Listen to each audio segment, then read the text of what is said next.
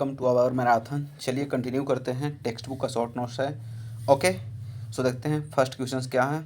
The method of proportioning mostly use the concrete rigid pavement. कह रहा है कि कौन सा मेथड प्रोपर्टिनिंग मोस्टली यूज होता है कंक्रीट रिजिड पेवमेंट में रोड कंस्ट्रक्शन। रिजिड पेवमेंट रहेगा रोड कंस्ट्रक्शन। रिजिड पेवमेंट ये सब नहीं, रिजिड पेवमेंट, ये वाला पेमेंट नहीं बोल रहा है, ध्यान दीजिए। रिजिड पेवमेंट तो कौन सा होगा? IRC-44 कहने का मतलब IRC-44 होगा। अगर by the way rigid payment रहेगा तो कंक्रीट कह रहा है, कंक्रीट कंस्ट्रक्शन में रोड कंस्ट्रक्शन, जो रोड का कंस्ट्रक्शन नहीं होता है, ये बहुत सारे रोड कंस्ट्रक्शन में तो रिजिड पेमेंट रहेगा तो IRC-44। ओके, आगे देखते हैं। The application of the curing of prepaid concrete result. कहने का मतलब है the application of curing prepaid concrete result. Prepaid कहेगा तो increase compressive strength, compressive strength को बढ़ाता है, ठीक है ना। इंक्रीज कंप्रेसिव स्ट्रेंथ, क्यूरिंग कीजिएगा तो कंप्रेसिव स्ट्रेंथ बढ़ता है, ठीक है। अब देखिए, total pressure is force exerted by fluid when the static mass fluid comes contact with the plane convert surface, plane or curved surface. The point application of total pressure on the surface is known as center of pressure। कहने का मतलब है कि total pressure is force extracted by the fluid के द्वारा when statics mass fluid comes in constant with plane और curve surface.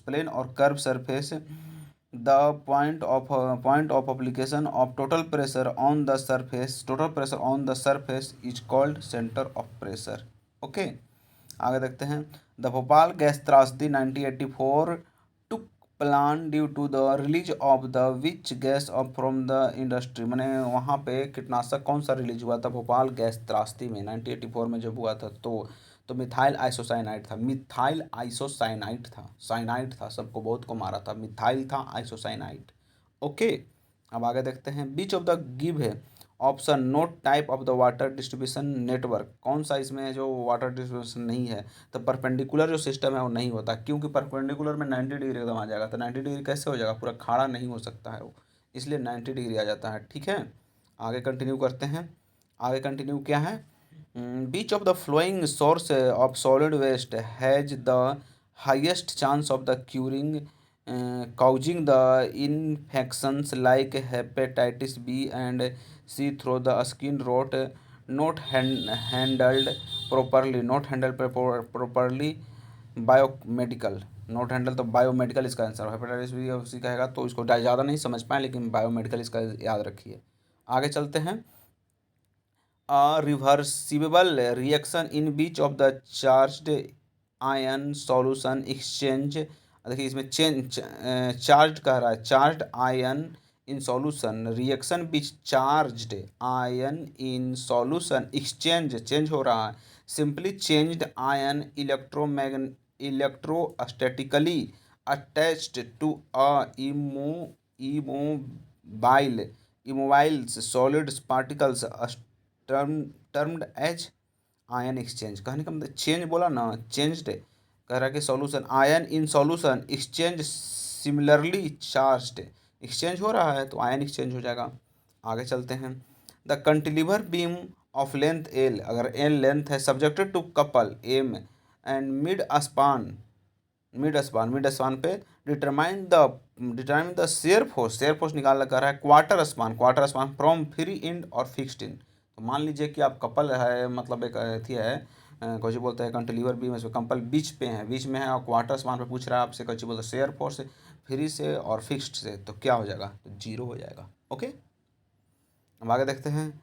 In order of overcome the accelerating effect of initial setting time concrete. कहने का मतलब order to overcome the accelerating effect of initial setting time concrete at high temperature which type of admixture added to fresh mix. कहने का मतलब है कि अगर भाई तभी इस कंडीशन इस तरह से रहेगा, इनिशियल सेटिंग टाइम वाला कंडीशन असलरेटिंग का, तो उसमें कह रहा है कि कंक्रीट हाई टेम्परेचर, कहने का मतलब टाइम कंक्रीट हाई टेम्परेचर, बहुत टेम्परेचर है, this type admixture to added fresh mix. कौन सा एडमिक्सर ऐड करेगा हाई टेम्परेचर का, तो रिटार्डर। अब आगे देखिए रिटार्डर्स क्या होता है, असलेटर्स क्या होता है, सुपर प्लास्टिसाइजर क्या होता है, इसमें कौची कौची हैं सब देख लीजिए। Retarders these are admixture which slow down the chemical process. हाँ, रिटार्डर जो है स्लो डाउन करता है, जो 4 घंटा में होना चाहिए, 4 घंटा में होना चाहिए, उसको स्लो डाउन कर देगा। जैसे मतलब कोई भी कंक्रीटिंग काम कर रहे हो 4 घंटा में होना चाहिए तो उसको स्लो करेगा, तो 4 घंटा का काम 6 घंटा में कर होने देगा, तो वही उसको स्लो कर देता है hydration. Okay, concrete can be remaining work more duration, time देता है, ड्यूरेशन देता है। They can also need overcome acceleration effect temperature hydration process up to 72 hours. अगर शुगर वगैरह जो नहीं यूज करते, चीनी, उसका से 72 आवर्स मतलब कम जाता है, वो कह रहा है। सम कॉमनली यूज्ड रिटार्डर्स आर, कौन कौन सा रिटार्डर्स यूज होता है वो कह रहा है। पहले होता है कैल्शियम सल्फेट, रिटार्डर्स कैल्शियम सल्फेट, फिर टेट्रिक एसिड, फिर स्टार्च, फिर शुगर, चीनी बोले ना शुगर, फिर सेलुलोज, ये सारे के सारे रिटार्डर्स में यूज होते हैं। तो याद कीजिए कौन कौन होगा। पहले होता है कैल्शियम सल्फेट, कैल्शियम सल्फेट जो होता है ना वो रिटार्डर है, कैल्शियम सल्फेट जो रिटार्डर है। उसके बाद टेट्रिक एसिड, जो टेट्रिक एसिड होता है ना वो भी है, फिर स्टार्च ये भी है, फिर शुगर भी है, फिर सेलुलोज भी है। तो आंख बंद कर ध्यान लगाइए, पहला कौची है कैल्शियम सल्फेट है, फिर टेट्रिक एसिड है, फिर स्टार्च है, फिर शुगर है, फिर सेलुलोज है, ये रिटार्डर्स हैं। अब accelerator these admixtures are added to accelerate rate of the hydration. Accelerate करके रेट ऑफ हाइड्रेशन को बढ़ाता है। ओके, जो मैंने कहने का मतलब जो 6 घंटा में होना चाहिए उसको इतना फास्ट कर देगा कि वो 6 घंटा से कम होके 3 घंटा में काम हो जाएगा, वो कह रहा है असलरेटर। ठीक है, there normal dose of varies range 0.1 से 0.2 wait of the cement. Weight of cement का 0.2 और 0.1 और 0.2 होता है। असलेटर का रेंज कितना होता है, कितना अप्लाई करते हैं, 0. असलेटर 0 से 0.2 तक, 0.1 से 0.2 of weight of the cement accelerators बोल रहे हैं। असलेटर्स जान रहे हैं ना, असलेटर्स। हाँ, असलेटर्स कितना हम अप्लाई करते हैं, कितना देते हैं डोज करा, 0.1 से लेकर 0.2 तक, 0.1 से लेकर 0.2 तक। Some commonly use accelerators are calcium chloride, calcium accelerators जानिए कि 0.1 से 0.2 होता है। कितना असलेटर कितना होता है, 0.1 से 0.2, ए जैसे असलेटर से 0.1 से 0.2 हो जाता है। Okay, some commonly use accelerators are calcium chloride. Some commonly जो यूज होता है इससे कैल्शियम क्लोराइड होता है। पहला कैल्शियम क्लोराइड होता है, सबसे पहले क्या होता है कैल्शियम क्लोराइड होता है।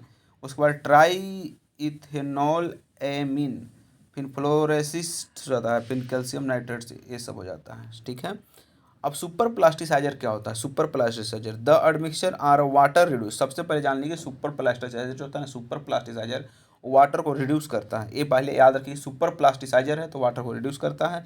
They can be permit reduction of water content up to 30%। Super plasticizer तो है वाटर को कम करता है, वो भी 30% तक। Okay, commonly use superplasticiser are sulphonate, melamine, formaldehyde, sulphonate, naphthalene, ये सारे के सारे हो जाते हैं। तो सुपर प्लास्टिसाइजर इतना याद रखिए कि पानी को मात्रा को कम करता है reduction of water content up to 30%, वो कह रहा है सुपर प्लास्टिसाइजर।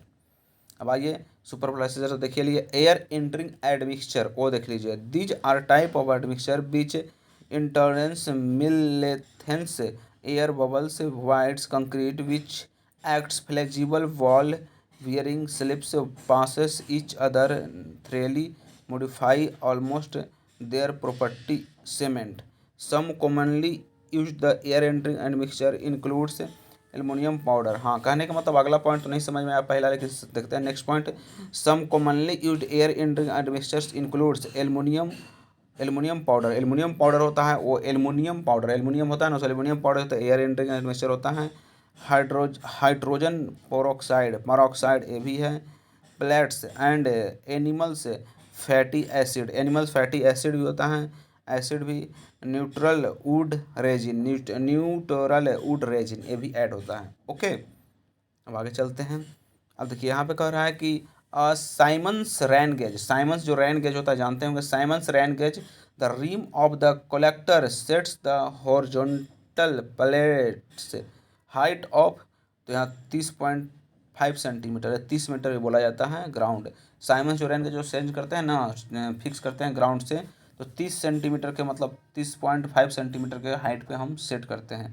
कितना, 30.5 सेंटीमीटर हाइटवा जो होता है ना, हाइटवा साइमंस रेन का, जो साइमंस ये सब नहीं, साइमंस, जो साइमंस नहीं होता है, साइमंस, साइफोन्स नहीं, साइमंस, साइमंस का हाइट होता है ना 30 सेंटीमीटर होता है, या तो 30.5, तो 30.5 सेंटीमीटर, या तो फिर 30.5 सेंटीमीटर होता है, यही तो होता है 30.5 सेंटीमीटर। या मीटर में जाएगा तो छोटा है, उसमें से बड़ा में जाना है, छोटा से बड़ा में जाएगा, छोटा से बड़ा में जाएगा, तो छोटा से बड़ा में जाएगा तो भागा हो जाएगा। लेकिन हमको याद रखना है कि साइमंस जो होता है ना 30.5 सेंटीमीटर पे आपका साइमंस रेंज को सेट करते हैं, साइफोन नहीं, साइमंस, साइमंस जो होता है साइमंस 30.5 सेंटीमीटर पे साइमंस को सेट करते हैं, साइमंस को 30.5 सेंटीमीटर। ओके, आगे देखते हैं।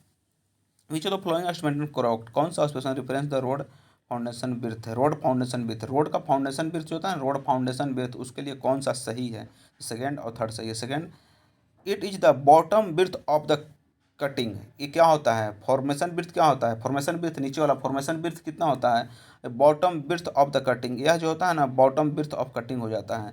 थर्ड क्या होता है, it is inclusive of the birth of the shoulder, it is inclusive of the birth of shoulder, ये जो होता है इंक्लूसिव होता है of the birth of shoulder, हाँ मतलब शोल्डर को ऐड कर लेता है फॉर्मेशन बिर्थ, वही नहीं कह रहा है। रोड फॉर्मेशन बिर्थ में क्या क्या सही है, bottom birth of the cutting, पहला कहा जाता है कि फॉर्मेशन बिर्थ जो होता है ना, it is the bottom birth of cutting होता है, फॉर्मेशन बिर्थ, फॉर्मेशन बिर्थ ना, एटम या बॉटम बिर्थ ऑफ कटिंग हो जाता है, बॉटम बिर्थ ऑफ कटिंग हो जाता है सेकेंड के लिए, या बॉटम बिर्थ ऑफ कटिंग हो जाता है, बॉटम बिर्थ नीचे वाला जो होता है ना वही बॉटम बिर्थ ऑफ कटिंग हो जाता है फॉर्मेशन बिर्थ। और इसमें जो शोल्डर भी ऐड रहता है, फॉर्मेशन बिर्थ में शोल्डर भी ऐड रहता है, तो वही कह रहा है तीसरा point, it is inclusive the birth of shoulder. Okay, formation birth वही बॉटम बिर्थ ऑफ इम्बैक में, वही sorry bottom birth of the cutting होता है, formation birth bottom birth of cutting हो जाता है। ओके, आगे चलते हैं। The factor affecting the selection of building materials during the construction, कहने का मतलब factor affecting the selection of building materials, जो बिल्डिंग का जो मटेरियल्स है उसको सेलेक्ट करते हैं तो क्या क्या मतलब उसमें इफेक्ट पड़ता है ना, वो कह रहा है क्या क्या देखना चाहिए building materials during the construction, factor affecting, क्या क्या factor affecting the selection of, क्या क्या फैक्टर अफेक्ट करता है, जो सिलेक्शन करना है मटेरियल्स का तो क्या क्या फैक्टर अफेक्ट करता है। सबसे पहले स्ट्रेंथ, वही ना बिल्डिंग मटेरियल का स्ट्रेंथ कैसा है वो, फिर ड्यूरेबिलिटी, फिर सर्विस लाइफ, फिर कोस्ट, कहने का मतलब है कैसा उसका स्ट्रेंथ है मटेरियल्स का, फिर ड्यूरेबिलिटी कैसा है, फिर सर्विस लाइफ कैसा है, फिर उसका कोस्ट कैसा है, और लोकली एबिलिटी कैसा है, फिर skill required and its ability, skill required and its ability, handling the storage, nature of the project, nature of project, project का कैसा नेचर है वो देखना है, फिर स्पेसिफिकेशन, नेचर ऑफ प्रोजेक्ट हुआ ना, नेचर ऑफ प्रोजेक्ट ना, स्पेसिफिकेशन, फिर क्लाइमेट, फिर सस्टेनेबिलिटी, फिर support and service, support and service and maintenance, support and service and maintenance, ये सारे के सारे बातों को देखना चाहिए मटेरियल्स खरीदने से पहले। पहले strength, durability, service life, cost, locality ability, फिर स्किल रिक्वायर्ड अवेलेबिलिटी, फिर हैंडलिंग द स्टोरेज, स्टोरेज कैसे करें, नेचर ऑफ द प्रोजेक्ट, फिर स्पेसिफिकेशन, उसका स्पेसिफिकेशन भी देखेंगे, फिर क्लाइमेट जैसा क्लाइमेट कंडीशन वो देखेंगे, फिर सस्टेनेबिलिटी देखेंगे, फिर सपोर्ट एंड सर्विस और फिर मेंटेनेंस। ओके, देखिए यहाँ पे वही कह रहा है कि the selection of building material, building material को सिलेक्शन करना है तो ड्यूरिंग द कंस्ट्रक्शन, कंस्ट्रक्शन के लिए should be done base of the flowing factors, क्या क्या फैक्टर्स होगा, मटेरियल कॉस्ट होवे करेगा, हाँ होगा, सर्विस लाइफ उसका होगा, मेंटेनेंस कॉस्ट होगा, सस्टेनेबिलिटी भी होगा, तो चारों हो जाएगा। ओके, अब आगे देखते हैं।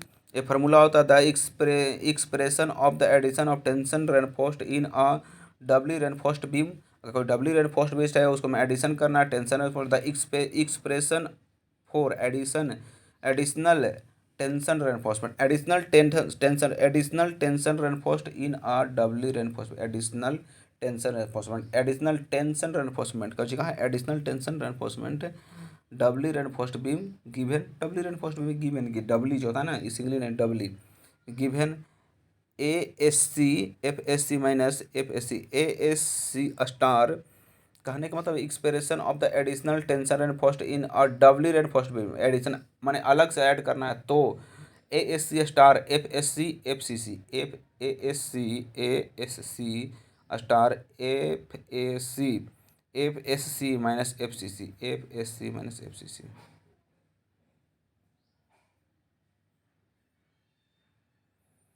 ASC into FSC minus FCC, FSC minus FCC बटा में 0.87 FY हो जाता है, ऐड करना है तो पहले क्या होता है ASC हो जाता है स्टार, फिर FSC minus FCC FY। Okay. The labeling operation in which of the backside, the labeling operation in which the backside and foresight। Okay ना, लेबलिंग का रहा है कि जो लेबलिंग ऑपरेशन इन बीच the back side and four side reading are taken and intermediate side are observe is known as fly levelling. कहने का मतलब है ना कि लेबलिंग, अगर लेबलिंग करना है, levelling operation in which back side and four side reading, backsight भी four side reading taken and intermediate side are observed is known as fly levelling. उसको फ्लाई लेबलिंग कहते हैं। कहना बैक साइड भी बोल रहा है और फोर साइड भी बोल रहा है, ऑब्जर्व कर रहा है कौन सा, इंटरमीडिएट को ऑब्जर्व कर रहा है। देखिए लेबलिंग ऑपरेशन बीच back side and four side reading are taken and no intermediate side observe. Intermediate back side को देखे, फोर साइड को देखे, नो इंटरमीडिएट को देखवे नहीं किए, इंटरमीडिएट को नहीं देखे तो उसको बोलते हैं फ्लाई लेबलिंग। ओके, इंटरमीडिएट को नहीं देखेंगे तो फ्लाई लेबलिंग हो जाता है। ठीक है। It levelling operation which back side and four side reading are taken and intermediate side is no intermediate side observe. कहने का तो फ्लाई लेबलिंग सीधा जाने कि बैक साइड को भी देखेगा और फोर साइड को भी देखेगा, लेकिन इंटरमीडिएट को ऑब्जर्व नहीं करेगा तो उसको फ्लाई लेबलिंग कहते हैं। अब आया check levelling. It is use to purpose of the checking the series of labels. Check levelling जो होता है सीरीज ऑफ लेबल को चेक करता है, which have previously been fixed. It is done at the end of days. यह done होता है कहाँ, एंड ऑफ डेज में। जब हाँ चेक लेबलिंग, जैसे काम खत्म होता है तो कौन सा लेबलिंग करते हैं, तो याद रखिए check levelling. End of day of work from last station to start station of the for checking the day of work. Checking the starting the station for checking that day of work. कहने का मतलब check labelling क्या होता है, जब काम खत्म हो जाता है तो लास्ट में करते हैं चेक लेबलिंग। ओके। अब आया plot levelling. Levelling of plot on बीच of the building is proposed to be construction. कहने का plot levelling, levelling of plot on बीच building is proposed to construct. Dynamic levelling, it is use to airborne remote seeing stabilised platform. Okay. The considering the horizontal water pressure effect on the dam is may calculated than water pressure in the triangular shape। हाँ, कहने का मतलब consider the horizontal water pressure, horizontal water vertical नहीं, horizontal water pressure effect on dam। dam जो होता है so dam it may be concluded that. कैसा concluded होता है, ओ करेगा डैम है तो उसको मैं ट्रेंगुलर शेप का जाता है। The distribution diagram water pressure in triangular in shape, triangular shape में होता है, कोई डैम में होता है ना ट्रेंगुलर शेप का हो जाता है। ओके, तो इसमें देख लीजिए डैम बनाया हुआ है, जो हॉरिजॉन्टल प्रेशर नहीं वर्टिकल नहीं हॉरिजॉन्टल प्रेशर लगता है उसको बोलते हैं ट्रेंगल शेप में होता है। अब आगे चलते हैं। In which of the following triaxial test drainage from the specimen is not allowed the stage. कहने के नोट अलाउड किया ना तो डायरेक्ट इसको नोट अलाउड कर दिया तो अनकंसोलिडेशन ड्रेनेज टेस्ट बोल दीजिए। In which of the following triaxial test, कोई भी ट्राई एक्सेल टेस्ट है, ये सब नहीं है, ट्राई एक्सेल टेस्ट है। Drainage from the specimen is not allowed any stage, note allowed कर रहा है, ट्राई एक्सेल टेस्ट है, नोट अलाउड एनी कर रहा था, नोट अलाउड कर दिया था अनकंसोलिडेटेड अनड्रेनेज हो जाएगा। अब देखिए स्पेसिफिक ग्रेविटी, आप जानते हो कि स्पेसिफिक ग्रेविटी का फॉर्मूला कहता हूँ density of fluid to the density of standard fluid. Specific gravity जानते ही हैं कि स्पेसिफिक ग्रेविटी क्या होता है, तो स्पेसिफिक ग्रेविटी में थोड़ा सा स्टैंडर्ड बनकर दिखा दिया फॉर्मूला में, तो वही कह रहा है specific gravity density of fluid to the density of standard fluid. Okay, density of fluid to the density of standard fluid है, तो स्पेसिफिक ग्रेविटी का formula density of fluid to the density of standard fluid वो होता है specific gravity का। अब इसमें एक नया बात बता दे रहे हैं, यहाँ पे नहीं लिखा हुआ, अगर स्पेसिफिक ग्रेविटी किसी भी क्वेश्चन में आना न्यूमेरिकल उसमें स्पेसिफिक ग्रेविटी दिया हुआ है, आपसे डेंसिटी पूछ रहा है, इसका डायरेक्ट यही सोल्यूशन है कि जो भी आपका स्पेसिफिक ग्रेविटी दिया हुआ है उसमें गुना कर दीजिए 1000 से 1000 से, तो आपको डेंसिटी निकल जाएगा। और डेंसिटी निकालने का कोई ज़रूरत नहीं है, डायरेक्ट आप कीजिए कि अगर by the way specific gravity दिया हुआ है, जितना भी डाटा दिया हुआ है, आप पूछ रहा है डेंसिटी, तो स्पेसिफिक ग्रेविटिया में 1000 से गुना करना है। स्पेसिफिक जो ग्रेविटी है ना, स्पेसिफिक ग्रेविटी उसमें एक स्पेसिफिक ग्रेविटी है ना, स्पेसिफिक ग्रेविटी में 1000 से गुना कर देना है, स्पेसिफिक ग्रेविटी में 1000 से गुना कर देना है, उसको स्पेसिफिक ग्रेविटी में 1000 से गुना कीजिएगा तो आपको डेंसिटी पता चल जाएगा। स्पेसिफिक ग्रेविटी जानते हैं ना, स्पेसिफिक ग्रेविटी में 1000 से गुना कीजिएगा तो डेंसिटी पता चल जाएगा। और यहाँ तो जानेंगे फार्मूला। अब देखिए specific gravity dimension less, specific gravity आपको पता है कि डायमेंशन लेस क्वांटिटी है। It is the independent system unit used in the measurement. हाँ, स्पेसिफिक ग्रेविटी गरीब है, डायमेंशन लेस हो जाता है, ठीक है।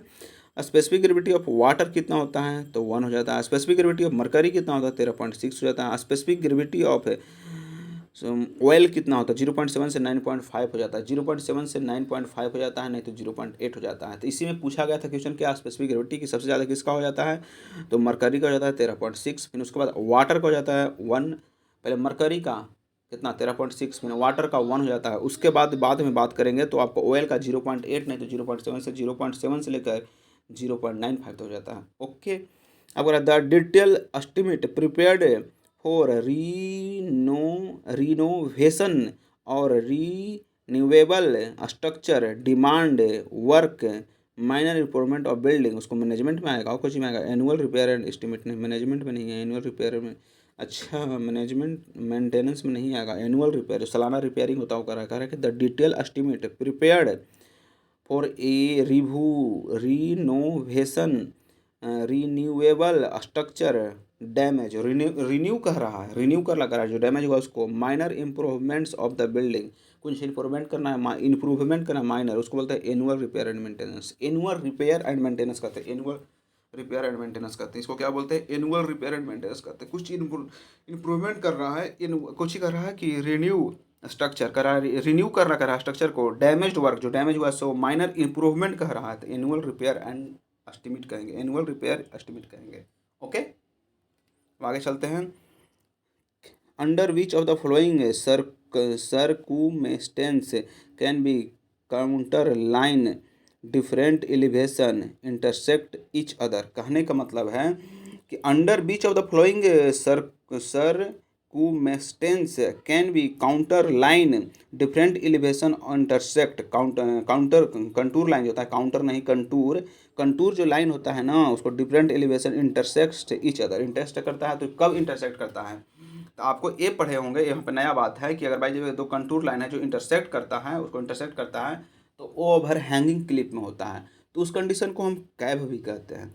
जब कोई by the way contour line जो इंटरसेक्ट कर रहा है दूसरे को इंटरसेक्ट कर रहा है तो उसको हम बोलते हैं ओवर हैंगिंग क्लिप, ठीक है ना, लेकिन उसको कैव भी बोलते हैं। जैसे देखिए यहाँ पे कैरेक्टरिस्टिक्स ऑफ कंटूर लाइन से, two contour line different elevation can not be cross each other, पहले तो मतलब क्रॉस ही नहीं करेगा। ओके, एक डिफरेंट एलिवेशन को कभी कंट्रोल क्रॉस ही नहीं करेगा, लेकिन contour line different elevation can be unit of form line only in case of the vertical cliff, कहने का मतलब है contour line different elevation can be unit of form, unit of form में कब होगा different elevation unit of form का only in case of vertical clip.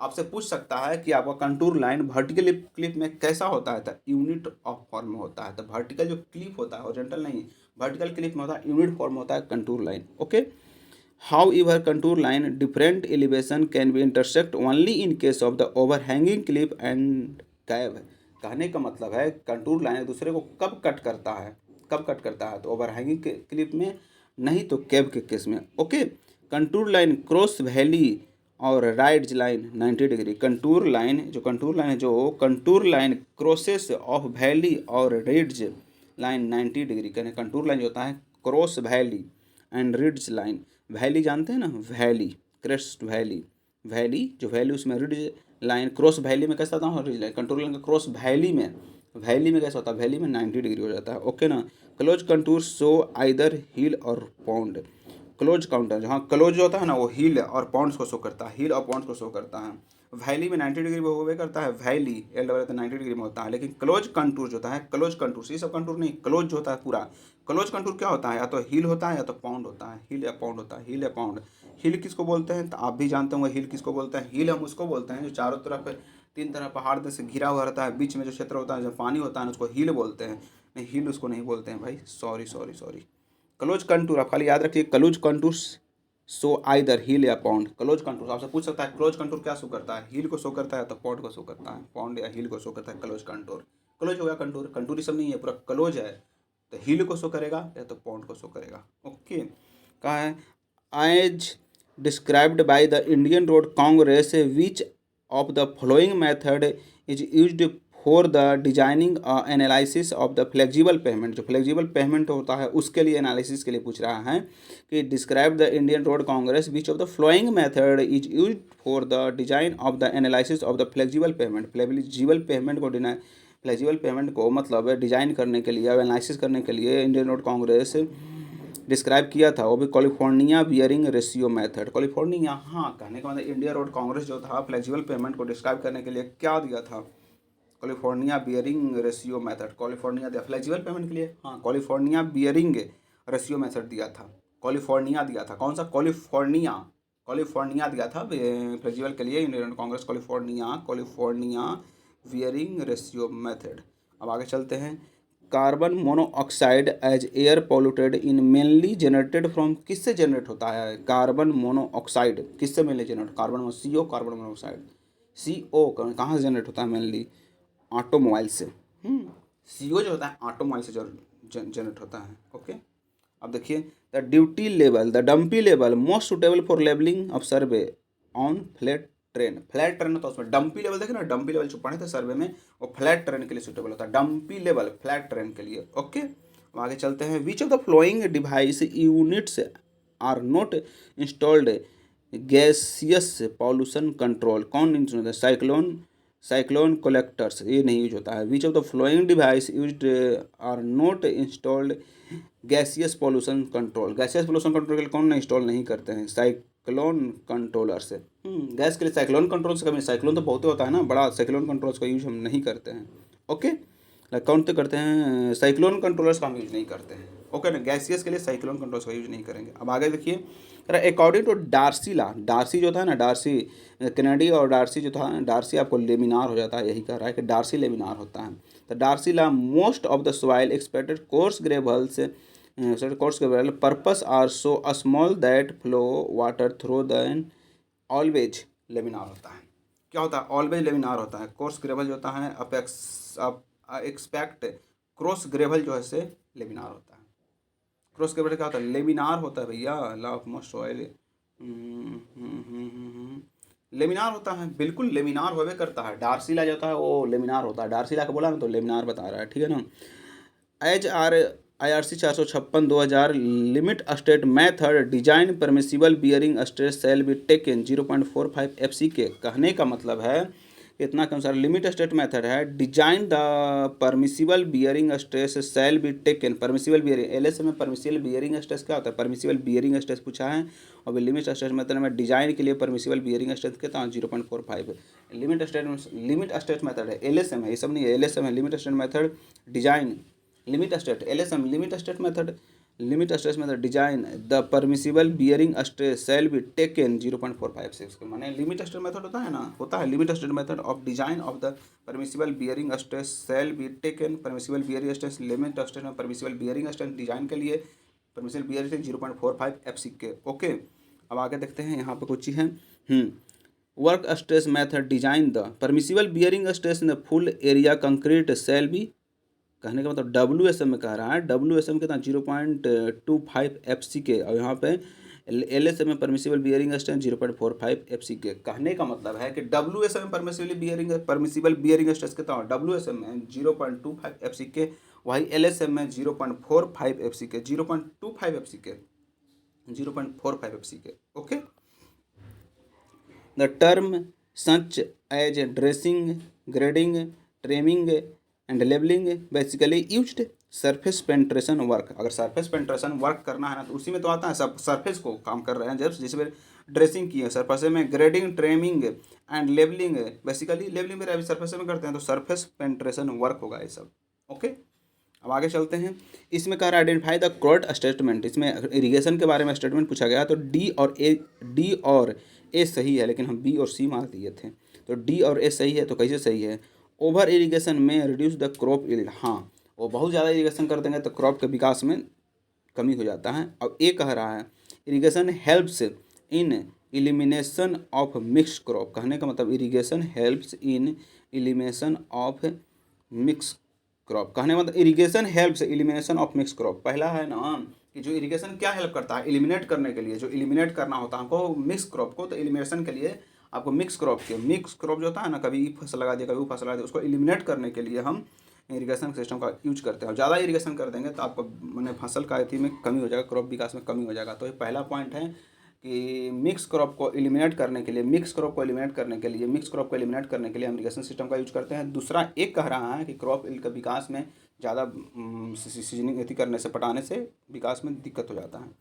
अब कह रहा है यहाँ पे ओनली वन सही है। Which of the following statement are true regarding the soil required the subgrade in road construction. अगर रोड कंस्ट्रक्शन में कौन सही है, पहला one, it is must have good permeability और ड्रेनेज कैरेक्टरिस्टिक्स। कहने का मतलब है which of the following statement is are true regarding the soil required subsurface in road construction. Subsurface in road construction का जो road construction बना रहा है उसको सब सरफेस के बारे में बात हो रहा है, ये सब के नहीं, सब सरफेस के बारे में बात हो रहा है। तो सब सरफेस के बारे में हमको बताइए क्या होता है रोड कंस्ट्रक्शन का। It must have good permeability, पहले सब सरफेस जो होगा गुड परमेबिलिटी उसमें होगा, ड्रेनेज कैरेक्टरिस्टिक्स होगा। तो ओके, अब याद रोड कंस्ट्रक्शन बना रहे हैं तो उसमें सब सरफेस का क्या होता है, सब सरफेस का क्या होता है, माने प्रॉपर्टी गुड परमेबिलिटी होता है। ठीक है, परमेबिलिटी गुड हो जाता है, फिर ड्रेनेज कैरेक्टरिस्टिक्स होता है। It must have good permeability, पहले तो गुड परमेबिलिटी होगा और इसका ड्रेनेज कैरेक्टरिस्टिक्स होगा। गुड परमेबिलिटी जो अच्छा परमेबिलिटी होगा, उसके बाद ड्रेनेज कैरेक्टरिस्टिक्स होगा। ओके, याद कीजिए कि सब सरफेस में गुड परमेबिलिटी और ड्रेनेज कैरेक्टरिस्टिक्स होगा। ओके, आगे चलते हैं। The formula use the calculate the mean depth of earthwork. हाँ, मीन डेप्थ फार्मूला वही बी वाला BD माइनस SD का whole square, BD plus SD का होल स्क्वायर, वही BD प्लस SD का होल स्क्वायर, वही फार्मूला होगा। है इधर क्या नहीं, यहाँ नहीं है। The formula use the calculate the mean depth of earthwork by averaging the depth of two consecutive section is called mid section formula। अगर भाई देवे calculate the mean depth of earth work के लिए mid section formula, mean depth निकालना है ना, mean depth तो mean depth निकालना ही है, मीन डेप्थ निकालना है तो वही mid section formula, mean depth mid section formula. Okay, कह रहा है use of the finer cement particles leads to increase the surface area of hydration. हाँ भाई, कहने का मतलब फाइनर सीमेंट के लिए सरफेस एरिया बढ़ेगा ही नहीं। आपको जानते हैं ज़्यादा पाउडर फॉर्म में रहता है सरफेस एरिया बढ़ जाता है, तो फाइनर से सरफेस एरिया बढ़ेगा ही बढ़ेगा। अब वही कह रहा था इम्पैक्ट द सीमेंट फाइनेंस किस वजह से क्या प्रभाव पड़ेगा। The size of cement particles directly affect the hydration. जो साइज जो होता है ना, हाइड्रेशन को डायरेक्टली अफेक्ट करता है। तो आपको पता होना चाहिए फाइनेंस जो होता है ना, आपको डायरेक्ट हाइड्रेशन को अफेक्ट करता है।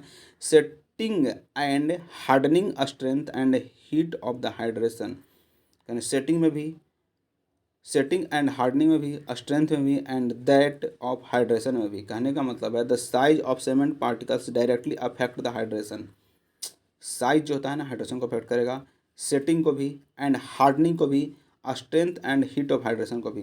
कहने का मतलब सेटिंग को तो अफेक्ट करवे करेगा, सेटिंग जो था उसको में, एंड हार्डनिंग को भी अफेक्ट करेगा, फिर स्ट्रेंथ को भी अफेक्ट करेगा और हीट ऑफ हाइड्रेशन को भी अफेक्ट करता है। बहुत चीज़ को अफेक्ट करता है। पहले नंबर तो हाइड्रेशन को, फिर सेटिंग को, फिर हार्डनिंग को, फिर स्ट्रेंथ को और हीट ऑफ हाइड्रेशन को, सबको अफेक्ट करता है। ओके, अब आगे बढ़ते हैं। During the coarse aggregate crushing test what size aggregate considered for the testing purpose during the segregation is sieve। कहने का मतलब during the coarse aggregate crushing test when size of aggregate consider.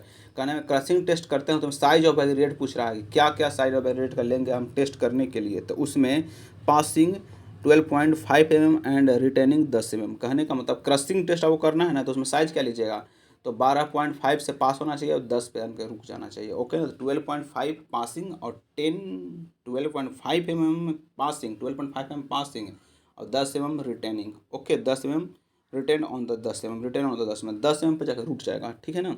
The sample broken into chip passing. हाँ, कहने का मतलब है crushing test करना था, 5 होना चाहिए कितना से, 12.5 mm से, रुक जाना चाहिए 10 mm पर। ठीक है।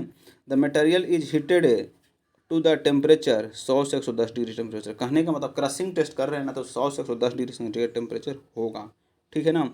अब कर रहा है क्रशिंग टेस्ट में क्या होता है कि the plunger placed upper surface of the loaded 40 ton is applied uniform rate 4 ton minute से 4 ton per minute by compression machine. Compression machine से 4 टन पर मिनट देते हैं क्रशिंग टेस्ट में, 4 टन पर मिनट देते हैं। Okay, अब the crushing aggregate remove the sieve है, अगर बाई द वे वहाँ तो पहले सैंपल नहीं है कि 12 पे पास होना चाहिए, 12.5 पे और 10 पे रुक जाना चाहिए, अगर वही तो क्रशिंग हो गया तो सिव कितना लेंगे 2.36, पास होला के बाद 2.36 टेस्ट हो गया तो उसके लिए क्या लेंगे 2.36 लेंगे ना, 2.36 लेंगे। ओके, अब करा अरेंज द क्रशिंग वैल्यू, अगर by the way aggregate crushing value का फॉर्मूला W1 W2 मल्टीपल में 100, ये होता है total weight of the dry sample wait of the material passing 2.36 W1 W2 aggregate crushing value, aggregate जो था Gittu crushing W1 minus W1 बटा में W2 multiple में 100। ओके, अब यहाँ कह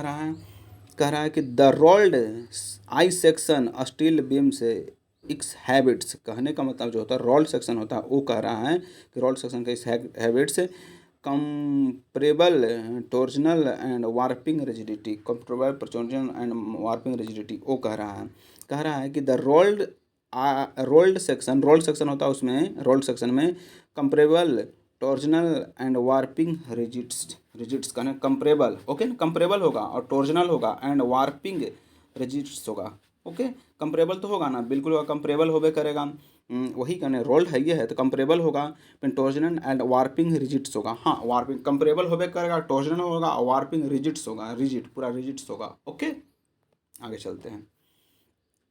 अब देखिए इसमें कह रहा है कि मतलब थी के लिए स्टील के लिए है कि यूनिट मास ऑफ स्टील कितना होता है 7850 kg पर मीटर क्यूब, यूनिट याद दीजिए, यूनिट से होता है, स्टील के बारे में है, यूनिट से ज़्यादा होता है, 7850 kg पर मीटर क्यूब इसका यूनिट होकर आगे भी जाता है, तो कहीं पे 7.8 भी देखा गया है, वहाँ पे 7.8 भी देखा गया है कहीं पे, मैंने यूनिट चेंज करके तो 7850 kg पर मीटर क्यूब याद रखना है आपको। मॉडुलस ऑफ इलास्टिसिटी कितना होता है 2 multiple 10⁵ Newton per M square हो जाता है, और उसका देखिए यूनिट चेंज करके होगा modulus of elasticity 2 multiple 10⁵ Newton per M square होगा, उसके बाद 2 मल्टीपल 10⁻11 पास्कल हो जाएगा, पास्कल में हो जाएगा 2 मल्टीपल 10⁻11 पास्कल होगा, 2 मल्टीपल में 10⁻11 पास्कल, पास्कल देख रहे हैं ना, 2 मल्टीपल 2 देखिए ना वहाँ पे 2 देखिए 2 है ना, तो 2 देख रहे हैं 2 मल्टीपल 10⁻11 नहीं, सिर्फ 11 होगा, ये देखिए मॉडुलस ऑफ इलास्टिसिटी 2 मल्टीपल 10⁵ हो जाता है ना, पास्कल में 2 मल्टीपल 10⁻11 जीगा पास्कल में 200 हो जाएगा। आपका मॉडुलस ऑफ इलास्टिसिटी पूछा जाए आपसे स्टील का तो जीगा पास्कल में 200 हो जाता है। ठीक है, पॉइजन रेशियो कितना 0.3 हो जाता है, पॉइजन रेशियो कितना होता है, पॉइजन रेशियो स्टील का 0.3 हो जाता है, मॉडुलस ऑफ 0.3 हो जाता है, हाँ स्टीलवा का 0.3 हो जाता है, स्टीलवा का 0.3 होता है, मॉडुलस ऑफ रिजिडिटी कितना था 0.76 कह सकते हैं, या तो 0.77 10⁵ न्यूटन पर स्क्वायर, मॉडुलस ऑफ रिजिडिटी 0.77 या तो 10⁵ न्यूटन पर स्क्वायर, नहीं तो 7.6 भी कर सकते हैं, 0.7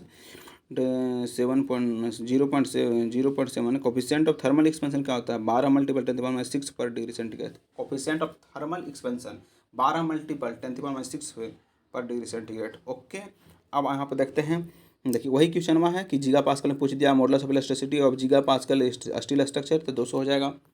आगे चलते हैं, यहाँ पे कह रहा है ना कंक्रीट M60 ग्रेड ऑप्टेंड, अगर M60 ग्रेड का ऑप्टेंड है क्यूब स्ट्रेंथ 85 मेगापास्कल, क्यूब का स्ट्रेंथ 85 मेगापास्कल है, cube strength considered as the characteristic, cube strength जो होता है ना 80 मेगापास्कल, उसको हम कैरेक्टरिस्टिक स्ट्रेंथ एज्यूम कर लेना है। Then modulus of elasticity newton per M square shall be approximately equal to answer to the nearest throw value, कहने का नियरेस्ट दे देना है, तो मॉडुलस ऑफ इलास्टिसिटी पूछ रहा है, 80 जो कैरेक्टरिस्टिक ये है, तो देखिए यहाँ पे कैसे बनाएंगे, तो आपको पता है कि modulus of elasticity of the concrete क्या था, modulus of elasticity of concrete, modulus of elasticity of concrete कितना होता है 5000 रूट में एफसी के, modulus of elasticity of concrete कितना होता है 5000 रूट में एफसी के होता है, तो एफसी के आपको बताएगा कि 80 है, तो आपको 80 को तो रूट तोड़ने नहीं आएगा, तो आपको कितना का तोड़ने आएगा, तो 80 64 नहीं, 9 9 81 9 9 81 9 9 81 जस्ट उसके बगल में है ना 9, तो 9 9 81 एक बढ़ जा रहा था, 9 से देखिए उसको में,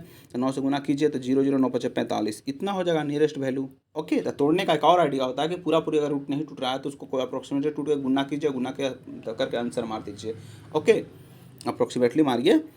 अब आ रहा है कुछ अस्टेडिया इंटरवल फैक्टर, अच्छा देखिए स्टेडिया इंटरवल फैक्टर क्या होता है, इसको बोलते हैं सी को एडाटिव, आप पढ़े होंगे सर्वे में कि सी को एडाटिव कांस्टेंट बोलते हैं और के को मल्टीप्लाई कांस्टेंट बोलते हैं, और के का फार्मूला होता है एफ बटा आई, आप याद कीजिए कि के का फार्मूला एफ बटा आई होता है, ए क्या होता है आपको पता होना चाहिए कि एफ जो होता है ना वो फोकल लेंथ होता है और स्टेडिया इंटरवल आई होता है, तो के बराबर फार्मूला एफ बटा आई होता है, आप भी जानते हैं, तो के बराबर फार्मूला क्या होता है एफ बटा आई, और के को हम बोलते थे मल्टीप्लाई कांस्टेंट, सी को एडिटिव कांस्टेंट। और के बराबर फॉर्मूला क्या होता है, एफ बटा आई। और एफ जो होता है क्या होता है, एफ जो होता है क्या होता है फोकल लेंथ होता है, आई जो होता है क्या होता है स्टेडिया इंटरवल होता है। ओके, स्टेडिया आई एफ जो तो फोकल लेंथ, आई स्टेडिया इंटरवल। और इसी को बोलते हैं के को मल्टीप्लाइंग कांस्टेंट, उसी को बोलते हैं Stadia interval factor. Stadia interval factor बोलता है के को ही मल्टीप्लाइंग कांस्टेंट हो जाता है के, उसी को बोलते हैं स्टेडिया इंटरवल फैक्टर। के को ही बोलते हैं स्टेडिया इंटरवल फैक्टर, के को ही बोलते हैं स्टेडिया इंटरवल फैक्टर, एफ बटा आई हो जाता है। ओके, मल्टीप्लाइंग कांस्टेंट या तो स्टेडिया इंटरवल फैक्टर 100 हो जाता है। कह रहा स्टेडिया इंटरवल फैक्टर, देखिए पूछा ना स्टेडिया इंटरवल फैक्टर, तो वही के बराबर फॉर्मूला एफ बटा I, the ratio of the focal length to the stadia interval. Okay, which of the following statement is not true which regards to the long and short wall method। हाँ, which of the following statement is not true, इसमें से कौन सही नहीं होता है, not true with regard long wall short wall method। अरे Bappa, long wall short wall method के लिए हो गया ना। तो इसमें देखिए बहुत बड़ा इसमें आता है, थोड़ा सा इग्नोर करते हैं, नहीं इग्नोर नहीं करते, कर ही लेते हैं। तो देखिए इसमें long wall length out to out, long wall length out to out बराबर होता है centre to centre length plus one breadth कह रहा है, कहने में ना long wall length out to out बराबर फार्मूला क्या होता है centre to centre, out to out बोला तो centre to centre plus one breadth हो जाता है, पहले का सही हुआ। अगर शॉर्ट वॉल लेंथ, पहले लॉन्ग वॉल लेंथ हो जाता है short wall length centre to centre length minus one breadth minus में जाएगा। अगर भाई शॉर्ट वॉल कहेगा तो centre to centre length minus one breadth जाएगा, शॉर्ट वॉल में वन बिर्थ जाएगा, और उसमें लॉन्ग वॉल में centre to centre plus one breadth जाएगा प्लस में, लॉन्ग वॉल में प्लस में जाएगा, शॉर्ट वॉल में माइनस में जाएगा। ओके, फिर long wall length out to out centre to centre length plus half of the breadth of one side and half breadth of the other side, कहने का मतलब प्लस जाएगा लॉन्ग वॉल में half breadth one breadth जाएगा, उसमें one breadth जाएगा plus में उसके बाद हाफ ब्रेथ कब जाएगा, तो लॉन्ग वॉल में सिर्फ हाफ ब्रेथ जाता है, लॉन्ग वॉल में half breadth of the one side और half breadth of the other side. ये कह रहा है कि लॉन्ग वॉल में centre to centre length plus half of one breadth plus half of other breadth long wall में जाएगा। ठीक है, the total quantity of the surface water water that can be expected given period from the stream of the outlet its catchment is known as, उसको yield बोलते हैं। Total quantity of the surface water that can be expected given period from the stream, पूरा बहुत ऊपर तक, outlet it's catchment का outlet तक गया तो उसको बोलते हैं yield, बहुत दूर तक गया तो yield हो जाएगा। ठीक है ना, the parameter associated with the operation of the activated sludge process, तो उसको बोलते हैं स्लज वॉल्यूम इंडेक्स। कहने का मतलब होता है parameter associated with the operation of the activated sludge process, sludge volume index. कहने का मतलब parameter associated with the operation of activated sludge process, operation of activated sludge process, उसमें कहते हैं sludge volume index, sludge process activated sludge process और sludge volume index. आगे देखते हैं highway lighting service which of the flowing purpose, किस purpose से highway में हम लाइटिंग देते हैं, तो पहला प्रिवेंट एक्सीडेंट को कम करने के लिए, दूसरा इंक्रीज द ट्रैफिक कैपेसिटी, हाँ ट्रैफिक का जो कैपेसिटी है उसको बढ़ाने के लिए, increase the safety against crime वगैरह से सेफ्टी के लिए। तो पहला क्या है कि लास्ट जो होता है लाइट नहीं है, ग्रीन साइकिल टाइम के लिए नहीं होता है। पहला प्रिवेंट एक्सीडेंट को कम करने के लिए हम लाइट लगाते हैं, उसके बाद इंक्रीज द ट्रैफिक कैपेसिटी को बढ़ाने के लिए और क्राइम को कम करने के लिए हम लगाते हैं लाइट आपको हाईवे पे। आगे देखते हैं an artificial marine structure use to berthing of the ships and vessels sheltering repairing and dressing is called dock. Dock किसे कहते हैं, एन आर्टिफिशियल मरीन स्ट्रक्चर, ये जो होता है an artificial marine structure used for berthing of ships and vessels sheltering repairing and designing is called dock, उसको dock बोलते हैं। Artificial marine structure used berthing ships and vessels sheltering repairing and designing of called, उसको dock बोलते हैं। जो designing सब करता है ना, आर्टिफिशियल स्ट्रक्चर मरीन स्ट्रक्चर जो होता है berthing ships vessels sheltering repairing designing is called, उसको डॉक बोलते हैं। ठीक है, अब आगे देखते हैं, soil is the weathered chemically due to leaching. Soil जो होता है, वेदर जो होता है ना, केमिकली अगर बोला जाए, सोदर जो वेदर्ड हो जा रहा है, वेदर ना होता है, वेदर होता है केमिकली, अगर वेदर हो रहा है तो उसको बोलते हैं लीचिंग। केमिकली वेदर हो रहा है ना, केमिकली वेदर, तो उसको बोलते हैं leaching. Okay, so thank you. अपना वीडियो कंप्लीट होता है, चलिए हम पुश करते हैं। Thanks a lot.